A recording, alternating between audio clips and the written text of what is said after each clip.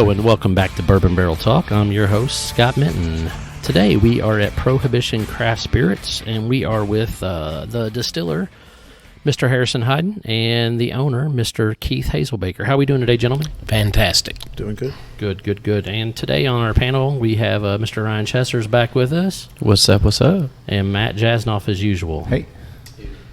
So, gentlemen, for those of us who may be less familiar with Prohibition Craft Spirits, could you give us your 30-second elevator speech? Yeah. Well, the whole company's called PCS Distilling Company. Okay. Do you know what that stands for? I'm assuming it's Prohibition Craft Very Spirits. good. So Not for 100, everybody. that's what we bottle One bottle for one. under with. That's our trademark, and that's what we bottle under all over the country for whatever we sell in any state. So, but Prohibition Craft Spirits is basically our tour and tasting event, and then it's also our event space. It's the actually physical building here. This is the room we're in now is Prohibition Craft Spirits, and then Prohibition Craft Spirits is our bar. And but we are a true craft distillery. We have been making our vodka, gin, and rum for 6 years. We've been in existence about 4.5 years, but they were making this. He was making this before I came along, and this bourbon. We got a lot. We got new equipment, and he's got it down. We can produce as much as we need to. Gotcha. So what does it mean to be a craft distillery? What does it mean? Well, I think the company is we're focus is really on the past and how Prohibition is shaped us today. The 3-tier system with the distributors and the retail stores and the distillers. So we really, when we bring people in for the tour, we really want to give them a unique experience, anything unlike any other distillery. Give them a lot of history, a lot of things that they don't really, most people don't really know. How moonshine got started, how NASCAR got started, all that stuff, and how moonshiners are still going on today. Just don't ever really hear about it. So when you think of moonshiners, what's your initial thought process on that? Do you think those dudes should just get out of business, don't do what they're doing, because it's dangerous? No. Well, it's I gotta admit something here. I actually came up as a moonshiner.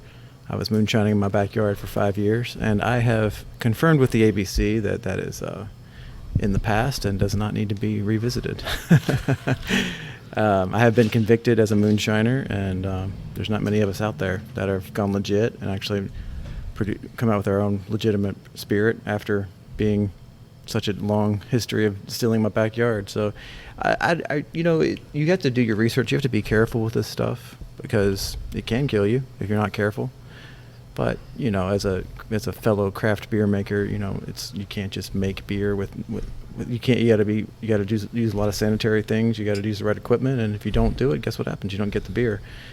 Same thing with moonshining. You just have to be a little extra careful with your cuts, with your heads and your tails, because that's the poison. That's Right. what I would say it makes us craft, is because he cuts the heads and tails out by sight, taste, and touch. And Oh, yeah. So it's not by the height of the pipes taking out the steam. It's he's collecting our hearts. I think a craft distillery has to be fairly small. You can't use an enormous column and just one pipe. You got the heads coming out, another pipe. You got I do it by the temperature and the taste, the smell, and the flavor. Yeah. Gotcha. So are you guys a part of the Kentucky Craft Bourbon Trail? Like, I know that exists, and there's a northern region and a southern region. We are literally we just released our first bourbon like April the 11th or something like that. So until we were producing bourbon and selling bourbon, we were producing bourbon, but it's just not ready to sell. But now we are eligible to be part of that trail, and we want to. I've tried to talk to these guys, but this virus hit, and it's kind of sidetracked a lot of things. But yes, that we have every intention of being on the at least the urban bourbon trail, if nothing else, because we really think our tour, we've we created what I call Disney World for adults. That's here. awesome. Because people come, if you don't understand, what sucks about this virus is the first week we closed on March the 13th. That was Friday the 13th. I was like, hell yeah, let's close before let's do it. And I'm joking. I'm not superstitious. but we literally, that first week was like the first week of what I would call tourist season. We canceled 16 tours just the first week, and they were all from different places. Really? But you think about it, you got 7 different states coming in here, and you just hear about this virus, or you want to bring a bunch of states coming in there, I was like, well, I'm sorry, we're going to have to close that, And we repurposed our stills and made sanitizer, and we donated to some, and we sold some, and, we transitioned and made it through that. And I don't think that's going to be our long-term plan, but we still sell some sanitizer. It's very cool. But it's, getting it's like right now, they're telling us, well, you can reopen the distillery on this. Well, I never closed the distillery. I closed the tour, I closed the bar, I closed the event hall. Right. But our tour is open right now. And everybody's like, well, they said I said, I don't care what they said. I can social distance better in my tour than I can in anything else. Right. And we totally can. We sanitize. We do it all. We're making a hell of sanitizer back there. We can use it all over the place. Right. But all I'm saying is that I believe my goal, and Harry, you can testify to this, but Southern Wine and Spirits came in here, and they told me that they didn't say they were interested in repping us here in Kentucky, but they said they want to know how serious I was about wanting to do this in a lot of other states, because they just want to know if we could just look at Kentucky. Is that in? That's here. They heard you talking about let's opening give it up in the let's give it a couple seconds here. So that way Toby can cut out a gap rather than cutting out too much here. He'll be whining like a little bitch. Where was I? Oh, this is so Hey, hard. please leave that part on there. Please leave this Where part. was I right before that? Southern Wine and Spirits. Southern Wine and Oh, Spirits well, revenue. so literally, I had been talking to Steve Smith, which, and I couldn't get a commitment out of him one way or the other because I said, you need to find out if it's legal, if you can deliver to these Kroger stores, because Kroger was interested in us. I have another friend that got me in there, and then Steve is like, well, maybe we could deliver. And then when he hired Chase, it was like perfect, because I can't own a distributor. But the thing about it is with Southern Wine and Spirits, we are going to be a national brand. I mean, we're already in a, we're in the military too. We're in Fort Campbell, Fort Knox, That's and awesome. Harrison. And the military is a big deal. We've got a brand right now that I've applied for a trademark, and when we get it, hopefully we can get it. It's called Fireside, and it's no big secret now because we filed, but it's got back whenever Prohibition ended, and there's a picture of FDR with a cigarette in his hand. He said, "America needs a drink," right? Well, that's on the front of our Fireside logo and all that. But I'm good. I've been marketing all over this country with insurance and financial planning products my whole career, and I've got connections all over the country, and they taste our stuff, and they're like, "Yeah, well, when you're ready." Well, now we're ready, because the bourbon is something that I'd have been sourcing it a long time ago. I bought these barrels. I say I bought them. I bought options on these things 2 years ago, and when they come up, I find out if I just find the right connections, I can buy them. I can buy them tomorrow. What if I want to buy 10 tomorrow, 30 tomorrow? With the right people that we know, we can do that. You know what I mean? And so we can source a lot of bourbon that is stuff that he's got a good palate. He and my partner Paul, the guy that he thought was going to be here, I didn't even think to ask him, but he is a chef, and I'm telling you, I think if you taste any of our stuff, it's smooth, it's you may not be a big gin fan or vodka fan or rum fan, but I think everything that we make is for a person that likes that type of spirit is going to be impressed because it's all hand cut, Sorry, we just assumed you all liked bourbon and nothing else. I mean, no one's going to complain about that here at this table. Yeah. No, I definitely love bourbon. Yeah. So, let's paint the picture here for a second. You walk into a bar in Louisville, any bar. You go sit down. You order a cocktail made with Prohibition craft spirits. What are you getting, and why do you get it? I think one thing we're giving the public is something that you can't. It's hard to find in stores. It's a single barrel selection almost every time, and it's also full strength, cast strength, uncut, unfiltered. It comes out of the barrel, and that's what you get. So when you get to order it in a cocktail, I suppose I would drink it straight or just put a straw in it. I'm okay with it. But if you get it if you get it from a bar, then it's going to come from the barrel, and that's what it tastes like. There's no modifications. It doesn't have to be bourbon you're talking about. I mean, you guys do a wide variety Yeah. of products. Oh, yeah. When you have tequila, you have rum. You were talking about Smoky Flow is the drink that I would say, which includes our Nulu Reposado, which is our bourbon barrel aged agave spirit tequila, bourbon barrel aged tequila, basically. Yeah. Okay. And that's mixed with what? What is that mixed with?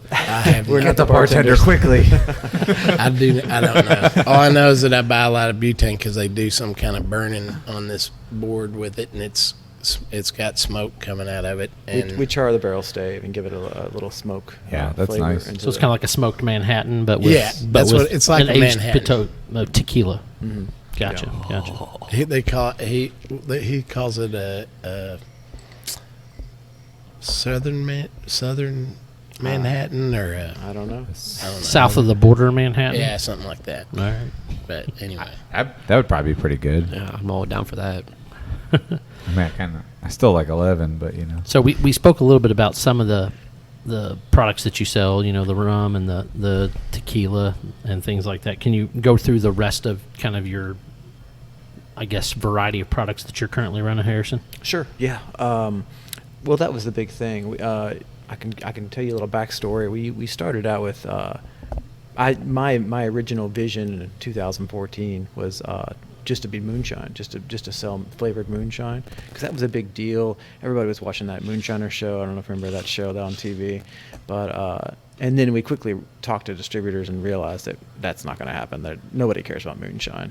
It's going to pop, and sure enough, it did. And it's funny because there's another distillery that their plan was the same thing. I don't know how public that is, so I won't mention who that is. But so we said, well, let's just make other spirits. So that's exactly what we did.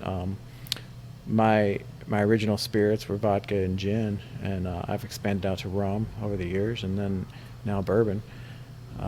So really we wanted to bring a bar or a liquor store every option they had. So we wanted to give them a full line. And when you go, I've been on a lot of bourbon tours. I'm sure you guys have too.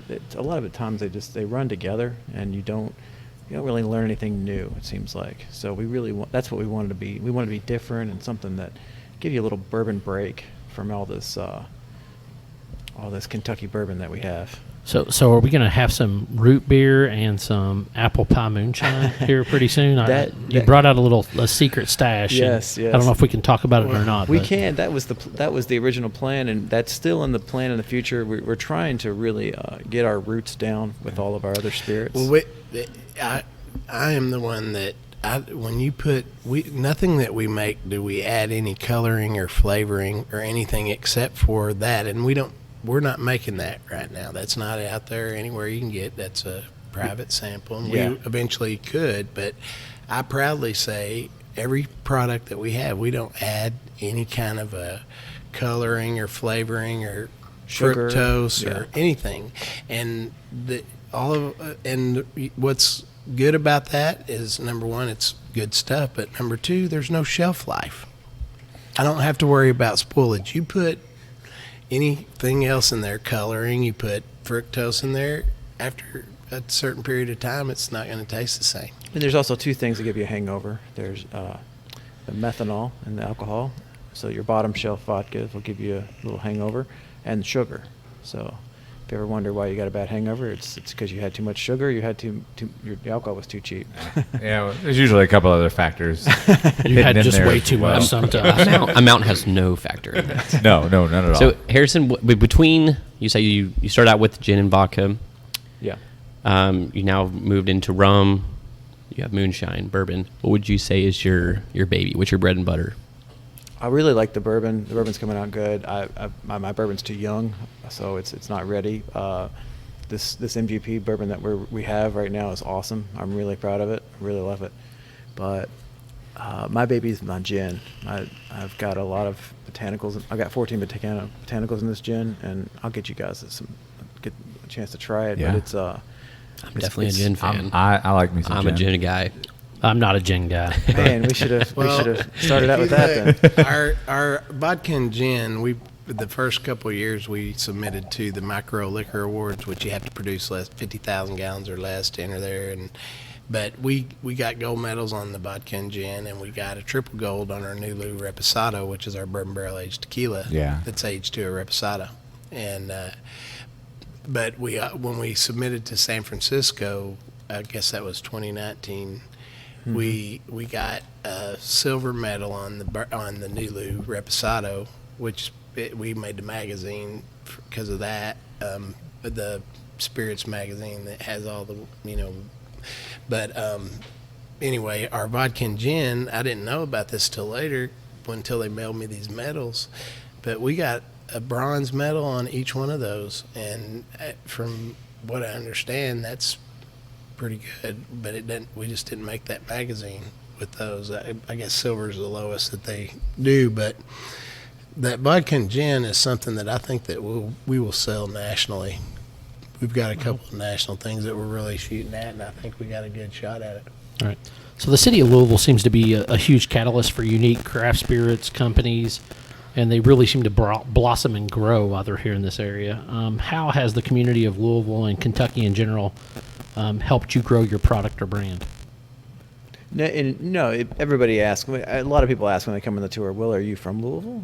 It seems like a lot of the community is interested in whether I'm born here, and that's what high school did you go to? That's always a big Louisville question. We're the only place I know in America that where did you go to high school? No, Cincinnati's also very pro high school. I think it's a Catholic school system, Yeah, right? It's yeah. a Catholic high school that just brings that out. Yeah. At some point, It's a pride thing. At some point, you did more than go to high school, though. Yeah, Yeah. true shave. Yeah. So what's the one unique thing that you've learned from the industry since PCS started that you would not have done or not expected, 4 years ago? It's. I tell you what, I don't know how much you know about this industry. It's the timing. It's nobody realizes how slow everyone really moves in this industry. If there's any other industry out there whatsoever is faster. I mean, I feel like we're working for the post office a lot of times because I'm not talking about my partner here. I'm talking about everybody. The government. No, he that's involved. looked right at you when he said that. No, listen, I get it. Well, he knows how this is something that's a big deal to us because it costs us money, costs us time and money, right? Yeah. And Everybody moves when in slow you motion. ask that, but it's not just the government. Other people that are in alcohol were lackadaisical about returning phone calls and doing this and doing that. And you guys got to understand, I come from a financial planning background and insurance background, and I used to run out of this state 135 people that were captive salespeople out there, and if somebody didn't return my call in the same day that I left a message, I'm telling you, they wouldn't be working with me anymore, And these guys, but what I figured out is there's very few people that are like me in this industry that don't get high on their own supply. You know what I mean? Don't you think I need that's... to hang out with you more often. Because you knew me back when I drank. Well, See, yeah. nobody else that's here knew me when I drank. And don't you think That's got to be it. You call a bottler and say, I want 10,000 bottles. Well, they don't call you for a week. Well, what's the deal? I got money for you. Why can't you just take my money? Yeah, It's I'm paying you for something. Take my So, but that's the case across the board. Everybody is moving as slow as they well, can. that's what I was kind of going to a while ago is that this is a tourist attraction here, and that we want people to taste our stuff out there and want to know about the story that we have here, because we think we got a hell of a story. We think we got the best tour in the state, and we feel like there's people that will come when they say they're coming to Louisville. We're going to be that place where you can go do all this, but you have to go to Prohibition. You have to go to Prohibition, and that is. I believe we were there. I mean, we had 16, and they were just starting to, come. And when you think about 5,000 to 8,000 people every week coming in this city that aren't from here, they're tourists. And the one thing I like about tourists is that they spend money. Yep. No, absolutely. Right? Yep. Keep the lights on. Because when I'm a tourist, when I'm on vacation, I'm a cheap son of a bitch. But when I'm on vacation, I'll gamble like a crazy man. I'll buy week passes to, Disney World and Universal Studio and all that. But you get back home, boy, there's chores and nope. Chores and nope. So, Dad, where are we going? We're going to adult Disney World. Yeah, adult Disney World. That's right. So two of the hottest things, I guess, in what I would consider in the bourbon industry is the resurgence of age statements and then barrel strength. People like single barrels and age statements. They want to know how old their bourbon is, and what's the proof, and is that what it came off at? So it's got barrel date and.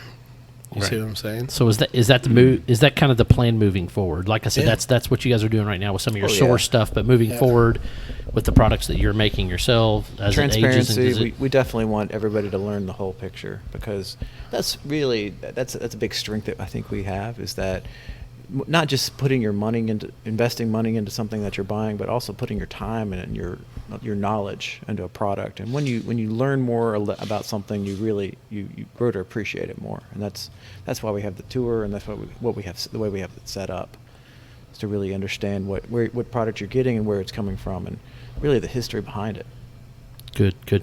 You spoke very clearly about transparency, and one of the things that I really appreciate is the fact that you all have been nothing but transparent about sourcing and MGP and how that is working and things like that, and that's one of the most well-known distilleries in the area for sourcing.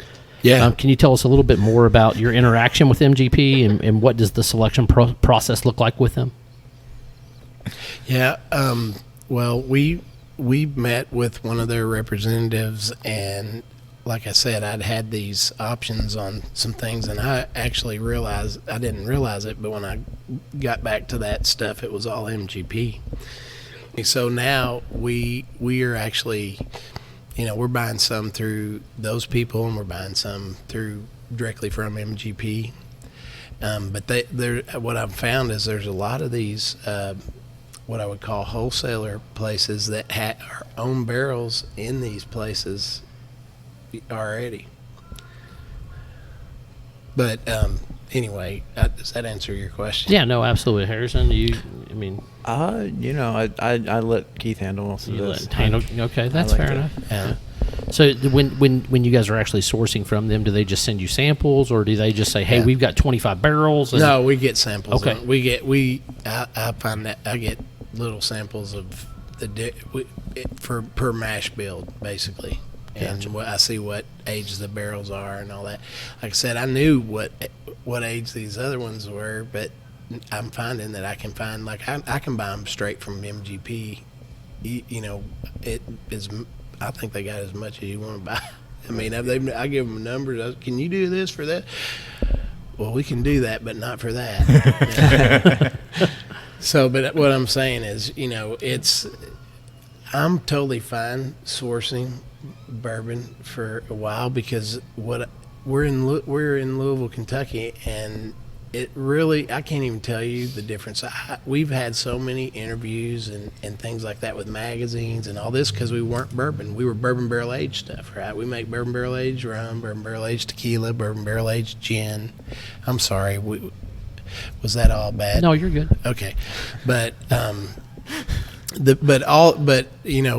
bourbon barrel aged bourbon is awesome. No, I mean, it's just to me. It doesn't matter what kind of press or anything else you get. We're getting this through networking and everything else, and we can do things that these big guys can't do.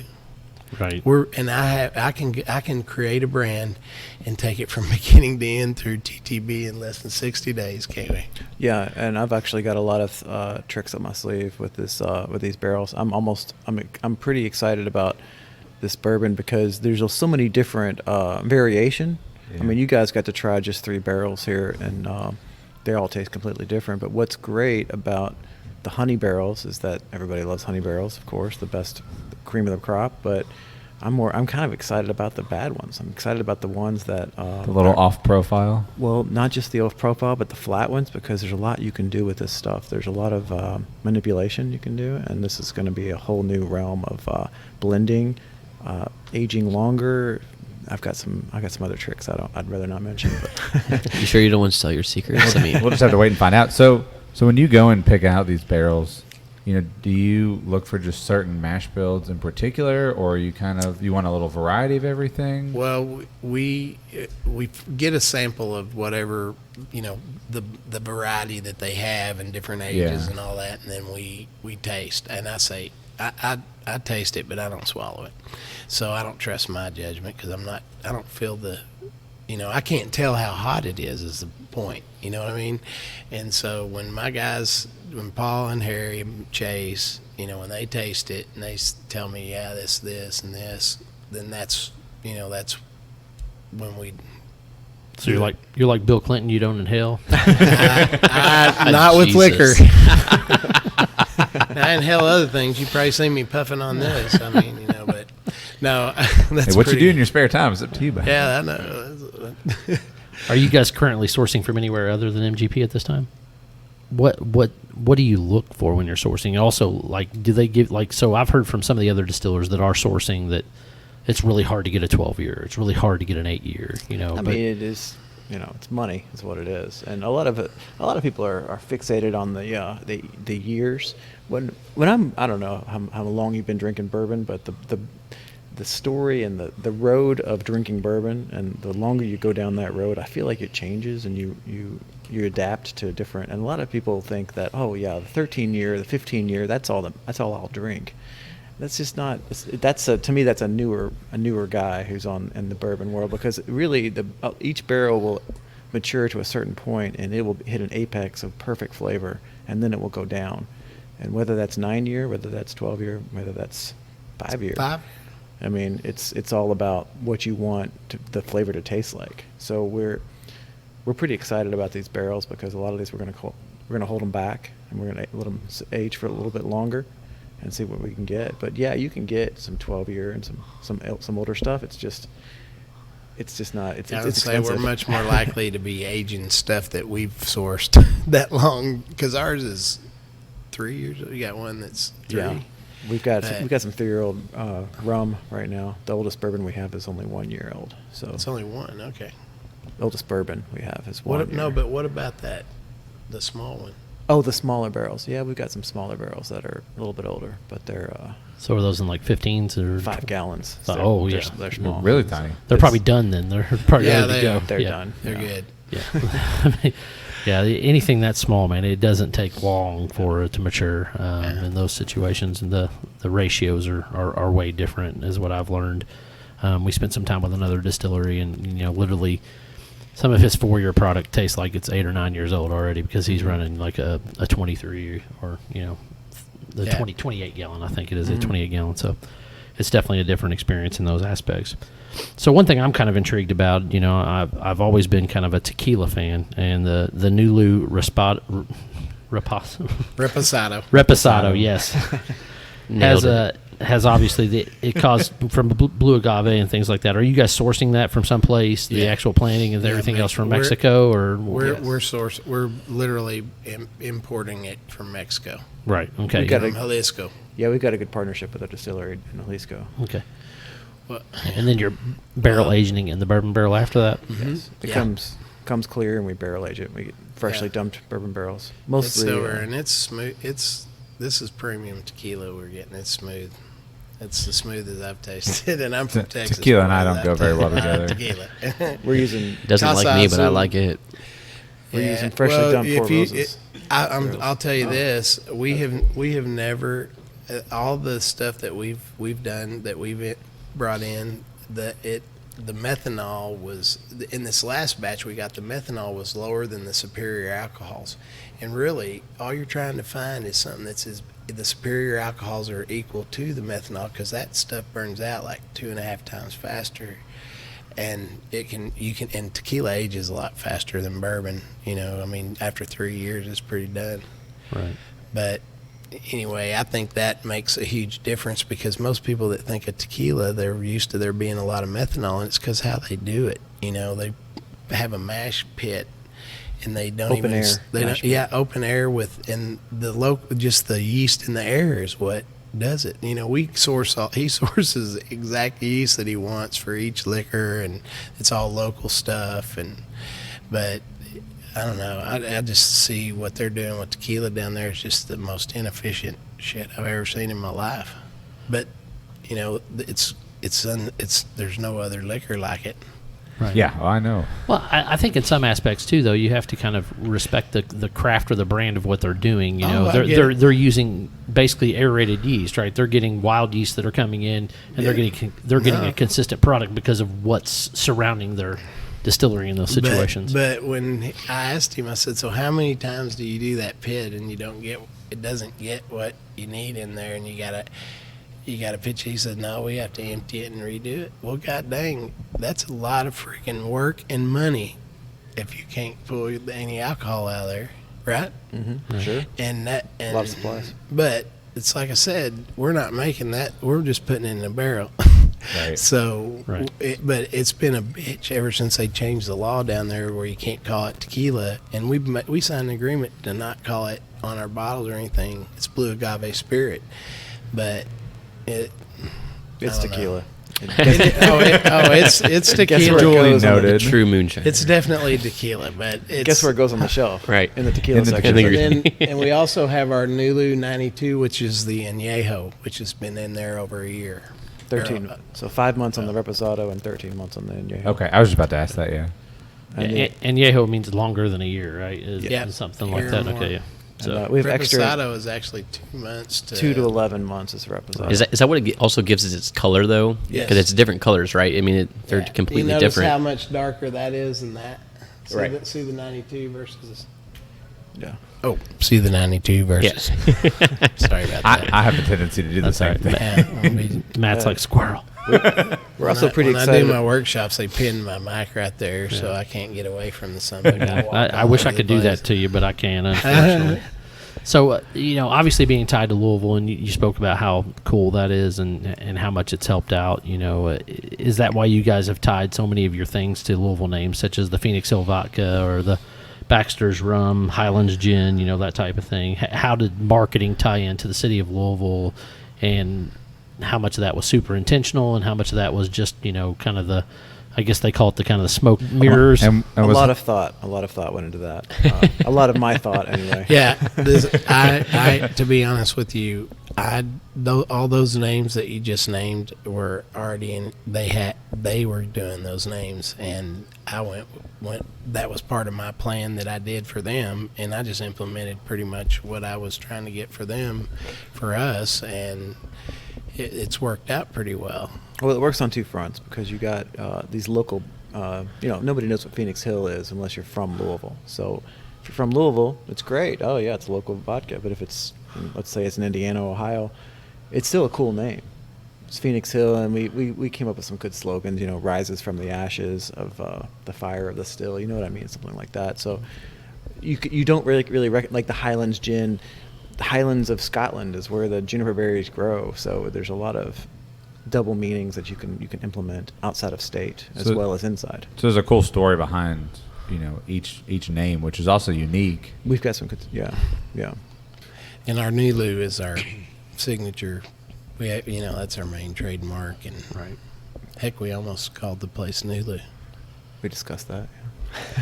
You are about as close to New Lou as you can be, and still kind of be in the Highlands, I guess. Well, this area actually, all 4 neighborhoods kind of merge right in this area. Billy so. Goat Hill. Yeah. Right. I mean, my wife used to work at Mercy Academy right over here when it used to be on Broadway over here. So we used to always frequent this area after ball games and different things like that. So bourbon's just a piece of this too. It's we're really excited about this this Christmas coming up. We have a bunch of tequila barrels that will be extra añejo, so they will be 3 years aged right before Christmas. So that's going to be a big release in January. It sounds really good, but it'll probably just end up with a really, really bad hangover the next day. No. Unless you drink too much. We don't like it. Which is Matt's MO, so. Thanks. So you guys spoke about, not only is this the tourism thing, but like we're in basically what I would consider like a big hall or party area or things like that, but you've got partitions up. Can you tell us a little bit about what the kind of the future holds as far as what you're going to be doing with this type of space, whether it be an event center, things like that? We literally do. We've done weddings in this room. We have like another bar upstairs, which is, we call it our catwalk, but eventually that'll be our speakeasy because you'll enter from a different building to get in there. But our tour and tasting are up during the day for the tours, but occasionally, we'll have events over here. We have our bar next door. We have a lot of activities over there. We're just getting it all back up and going after all this shutdown. But yeah, I mean, our intention is, I'm set up to do live music. We've done live music in here quite a bit. Our event hall, I don't want it to be pigeonholed into any one thing. We've done comedy shows here, a lot of comedy shows.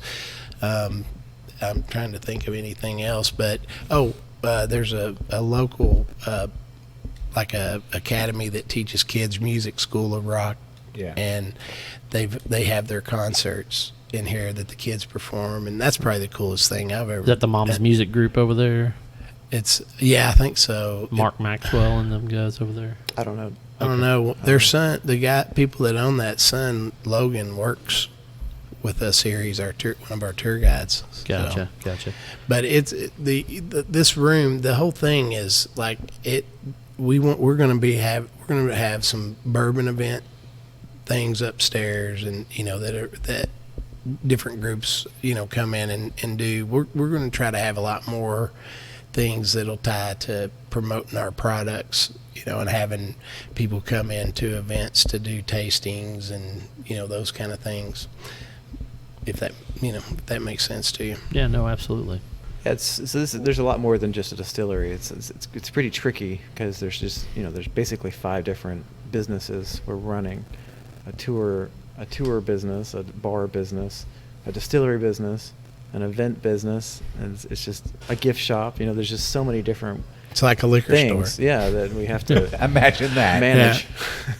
So, because I can't own any other liquor store, the only thing I can, that's 3-tier crap. I was like, it was driving me crazy when we couldn't get a distributor to do what I wanted them to do. It's because they're like, oh, you need to do this, and you should sell it for this, and you shouldn't worry about that. Just do this, and every time they want us to cut quality, and I'm like, you know what? No. Yeah. We've had he's as good as I've seen, and I'm proud to have him as the head. This wouldn't exist without Harry. That's just a fact. Right. So you've talked a little bit about more off mic than on mic as far as the troubles of finding distribution, those different things. Mm-hmm. So tell us, how can people get your products? All of our products are in most Kroger stores, Party Source. We're in Total Wine. Total Wine, our bourbon, our single barrel bourbons are in Total Wine right now. We'll eventually be in the Party Source and probably Kroger again with bourbon, but all of our products are in all those stores we just named. The only one we're not in is Liquor Barn, and when we get our new wall up that talks about what happened when it was Derby City Spirits, you'll see why, because Liquor Barn had the stuff taken back that they had sold. So we've actually got the citations where they confiscated the liquor and all that. That's going to be a part of our tour again in the future. That's going to be fun. So, but unfortunately, I don't know if we'll ever be in Liquor Barn because of that.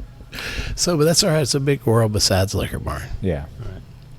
So I guess on average, what would you kind of say you all run through, sales wise? Like, what is the most popular so far? What kind of has the most brand recognition? You mean pre-COVID, pre Yeah, the world ending, pre-hand sanitizer? Yeah, pre the world ending. Oh yeah, your hand sanitizer has been Hand number one sanitizer's seller. really selling right Yeah, now. that was selling like Yeah, Pick me up a piece of that before I leave. kind of pre the world ending because I used to be across the street all the time. Our Nulu Reposado and Yeah. Nulu 92 were probably the most, but our gin and our vodka has a pretty good following too.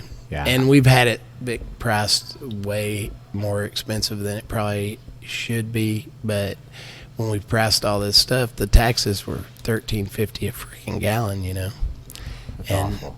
now they're $2.70 a gallon, so it's a little, that's a lot per bottle, a couple dollars a bottle, and at the FOB price, that's a lot, You're basically, if they're selling it for 50, we're probably getting 22, Oh wow. Yeah. That's fine.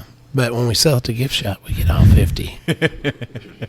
That's why we would love for y'all to come down to our gift shop. We actually, you get special prizes. We get to draw. We can't give you liquor, but we can dang sure give you stuff to pour it into.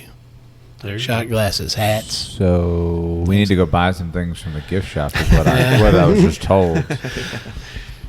So no, we literally, one of the things that we've been working on, because we own all these websites and all that, we've got trademarks on almost everything that we need it to be national, but our online store is literally about to go live here in the next week. We've been testing it, and anything that we sell, they can get online and buy it, and then just set an appointment to come pick up whatever. And I'm really excited to see how many people get online and buy bottles. Right. I mean, if it can be shipped to their front door, I think you're gonna have a lot more people who. Well, we actually can in certain states ship like Right. that, but it's not cheap. The shipping's usually not cheap, but I'm telling you, if we can do it legally, we will be, because there's a lot of people that do it. If they come to our tour and then they bought something here and they want it, like they call us back and want to reorder, we've already shipped it there once, Right. so we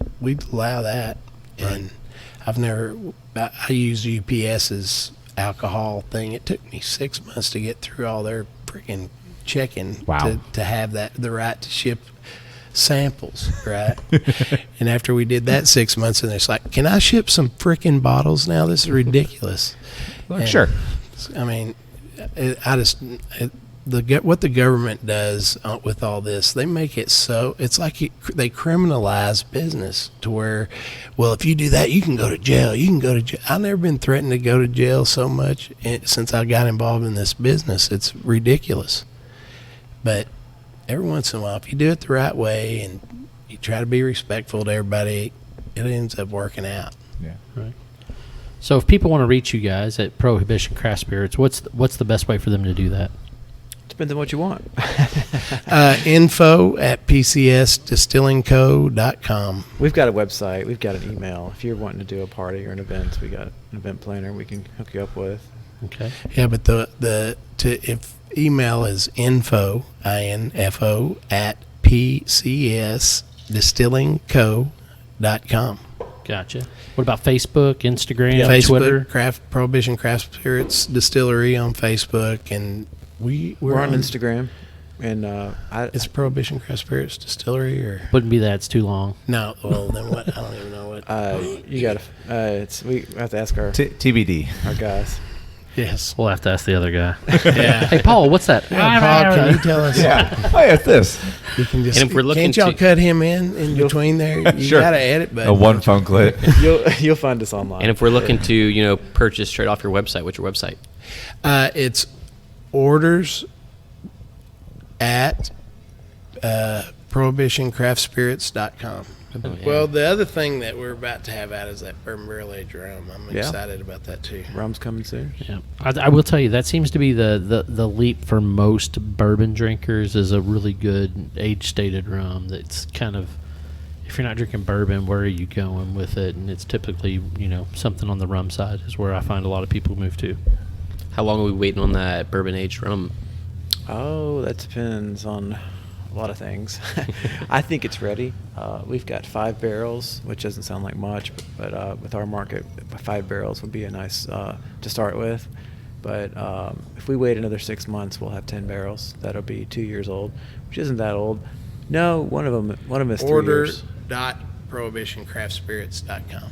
Order.prohibitioncraftspirits.com. And then our regular website is prohibitioncraftspirits.com. Gotcha. On the rum, you said you had some. We've got one barrel that's 3 years old. The other 2 are 2 years, but they're coming out really good. So you're gonna blend those and try to. That's the plan. Yeah. Now barrel strength, or are we gonna be doing? So when I barreled them, it'll be barrel strength, but we're still in the upper 80s on the proof, so it's not going to be a killer. It's not going to knock your pants off. Gotcha. But it does taste like candy. It's nice and sweet. Not some of that Captain Cack. And it's all Captain just Jack Sparrow from rum. the black strap and the sugar cane. Yeah, Like I said, we don't add anything to any of our stuff. Right. And what I like about this bourbon barrel aged stuff is the colors of that. It all starts off as clear, right? No, that's a huge selling point for a lot of people, and especially people that like darker, older rum, right? They like that deep denseness of color that you get from those. Yeah. Yeah. So, good deal, fellas. If you all want to reach Bourbon Barrel Talk, you can find us on Facebook, or you can get us on Instagram. That's Bourbon Barrel T1 on Twitter. And this is Scott Minton, Matt Jasnoff, Ryan, Mr. Keith, and Thank Harrison you. signing off. Thank you, guys. Thanks for having Thanks. us. Thanks for your time. Bye-bye.